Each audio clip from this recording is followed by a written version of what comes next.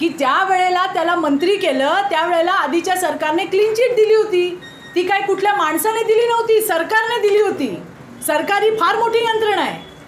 ही काय कुठल्या चित्रा वाघने दिली नाही का निलय नाईकने दिलेली चिठ्ठी नव्हती की नाही बाबा हा निरपराध आहे. अरे सरकारने दिलेली आहे. आपला विषय हा नारी शक्ती वंदनचा आणि संघटनेचा विषय आहे. एक काहीतरी रसमिसळ करू नका तुम्ही, तुम्हाला विनंती आहे. यांची चाचपणी सुरू आहे. लोकसभेचा उमेदवार म्हणून महायुतीकडून त्यांची नावाची चर्चा आहे. या संदर्भात आपला विरोध राहणार आहे का की त्यांना उमेदवारी मिळायला नको आहे? नाही, कसं आहे, this is very wrong question to me. हा माझा विषयच नाही. माझा विषय आहे पक्षाचा झेंडा घेऊन काम करणं. आमचं शीर्ष नेतृत्व त्या ठिकाणी बसलेलं आहे. अजून कुणाला देणार कुणाला नाही देणार याच्याबद्दल काही बोलणं नाही.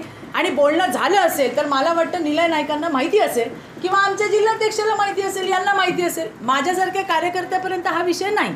मी आज कशाला आली आहे? मी आज आली आहे महिलांचं संघटन वाढवायला. मी कशाला आली आहे?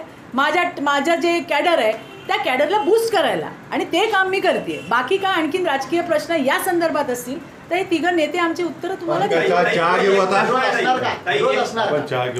माझा विरोध तेव्हाही होता आणि माझा विरोधाच्या पुढेही असेल. एक दरवाजा उघडा. एबीपी माझा, उघडा डोळे बघा नीट.